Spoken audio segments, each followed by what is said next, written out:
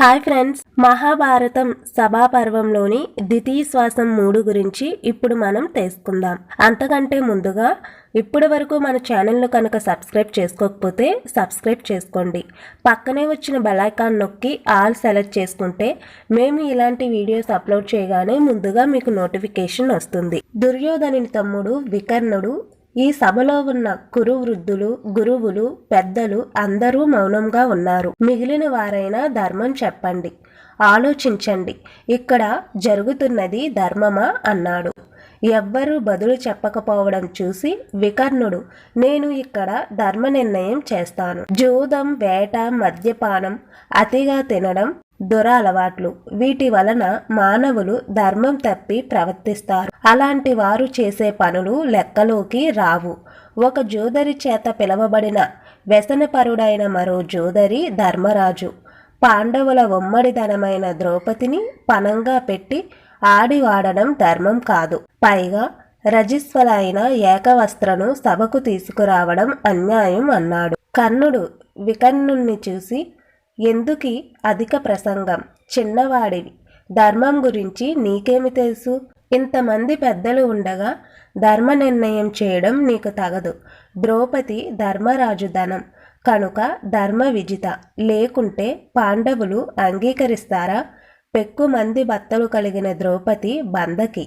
అలాంటి వారిని ఏకవస్త్రగానే కాదు, విగత వస్త్రగా తెచ్చినా అధర్మం కాదు అన్నాడు. దుర్యోధనుడు ఇలా అన్నాడు. కర్ణుడు బాగా చెప్పాడు. దుశ్శాసన, ద్రౌపది పాండవులు వస్త్రాలు తీసుకో అన్నాడు.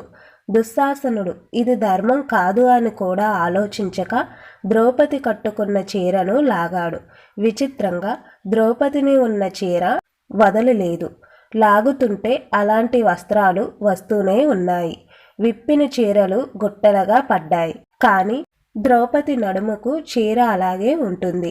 ఇది చూసి భీముడు ఆగ్రహంతో కురువృద్ధులు, బంధువులు, సభాసదులు చూస్తుండగా ద్రౌపదిని ఇలా అవమానించిన దుశ్శాసనుని సుయోధనుడు చూస్తుండగా యుద్ధభూమిలో ఘోరంగా చంపి అతని రక్తం దోసిలి పట్టి తాగకుంటే నేను నా పితృపితామహులకు పుట్టలేదు అని భీముడు భీకర ప్రతిజ్ఞ చేస్తాడు. సభలోని వారు కుమారుడి మీద ప్రేమతో ధృతరాష్ట్రుడు ద్రౌపది అడిగిన దానికి ఉపేక్షిస్తాడు. విదురుడు లేచి, అందరూ శాంతంగా ఆలోచించండి. వికర్ణుడు చిన్నవాడు అయినా బృహస్పతిలా ధర్మం చెప్పాడు. ధర్మం తెలిసి కూడా పక్షపాతంతో కానీ లోభంతో కానీ చెప్పకపోతే అసత్య దోషం అంటుకుంటుంది. కనుక ఈనాడు ద్రౌపదికి న్యాయం చేయకుంటే అందరికీ పాపం వస్తుంది అన్నాడు. దుర్యోధనునికి భయపడి ఎవ్వరూ బదులు చెప్పలేదు.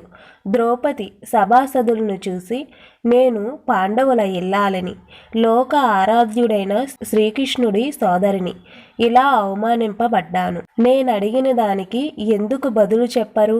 నేను దాసిన కాదా చెప్పండి అని దుఃఖంతో అడిగింది. భీష్ముడు, అమ్మా, నీ ప్రశ్నకు ధర్మరాజు ఒక్కడే సమాధానం చెప్పగలడు అని అన్నాడు. కర్ణుడు, తరుణి, 5 భర్తల కన్నా ఒక భర్త మేలు కదా.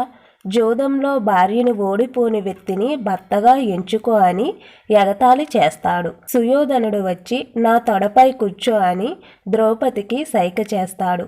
అది చూసి భీముడు రాజ్య సంపద వలన కలిగిన మదంతో ద్రౌపదిని తొడ మీద కూర్చోమని సైగ చేసిన ఈ దుర్మార్గుని తొడలు నా గదతో విరక్కొడతాను అని ముందుకు ఉరికాడు.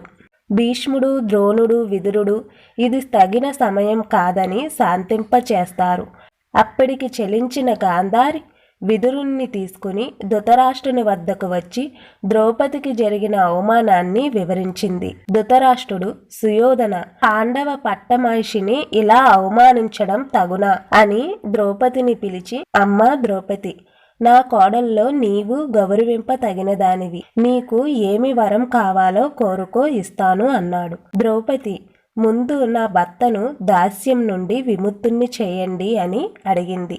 ఇంకో వరం కోరుకో అన్నాడు. ధర్మరాజు 4 తమ్ములని దాస్య విముక్తులని చేసి వారి వారి ఆయుధాలను ఇప్పించండి అన్నది. సరే ఇచ్చాను, ఇంకో వరం కోరుకో అని ధృతరాష్ట్రుడు అంటాడు.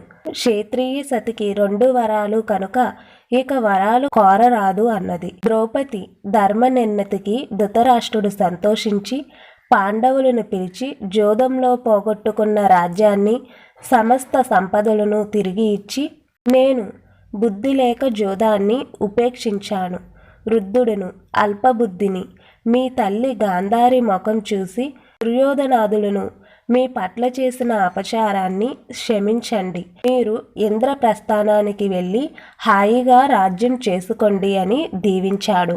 భీముడు సతి కారణంగా పాండుసుతులకు రాజ్యం సంప్రదించింది అనిపించుకోవడం కంటే యుద్ధం చేసి పొందడం మేలు కదా అన్నాడు.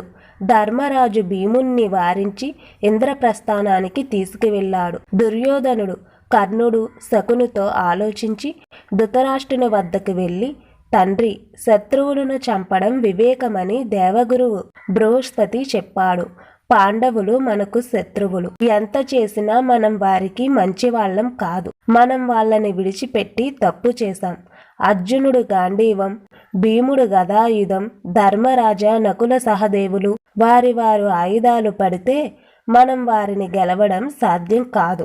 కనుక పాండవులను తిరిగి జోదానికి పిలిచి జోదం ఆడించి వాళ్ళని నిర్భాగ్యులను చేయడం తక్షణ కర్తవ్యం అన్నాడు. ధృతరాష్ట్రుడు అంగీకరించాడు. మరలా జోదానికి రమ్మని పాత్రిగామిని పంపాడు. తండ్రి మాట మేరరాదని ధర్మరాజు జోదానికి వచ్చాడు. అందరూ కూర్చున్నారు.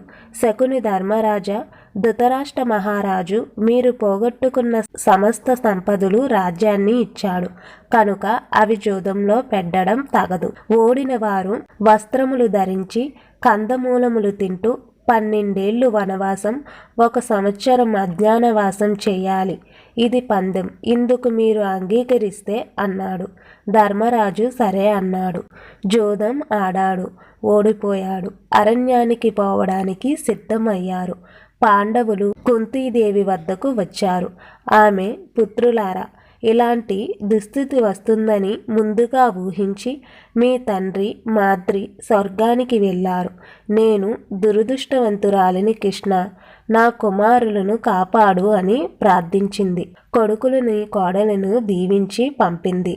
అందరూ అడవికి పయనమయ్యారు. కోపం నిండిన చూపులకు జనం దహించబడతారని ధర్మరాజు ముఖానికి వస్త్రం అడ్డు పెట్టుకుని వెళ్ళాడు.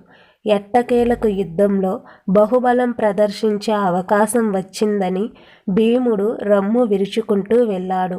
ఇంతకంటే ఎక్కువగా అస్త్రసంధానం చేసి శత్రు సంహారం చేస్తానని అర్జునుడు చేతితో ఇసుక జల్లుకుంటూ వెళ్ళాడు. తమ అందచందాలు చూసి జనులు దుఃఖిస్తారని నకుల సహదేవులు మలిన వస్త్రాలతో వెళ్ళారు.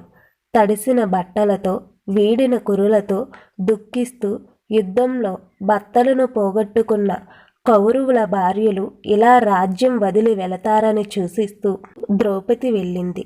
పాండవులతో ద్రౌమ్యుడు, వేలాది బ్రాహ్మణులు పాండవులను అనుసరించారు. ఇలా పాండవులు అడవులకు బయలుదేరారు. తెలుసుకున్నారు కదండి మహాభారతం సభాపర్వంలోని ద్వితీయ శ్వాసం 3. మరలా మహాభారతం అరణ్య పర్వంలోని ప్రథమ శ్వాసంతో వస్తాను. ధన్యవాదాలు.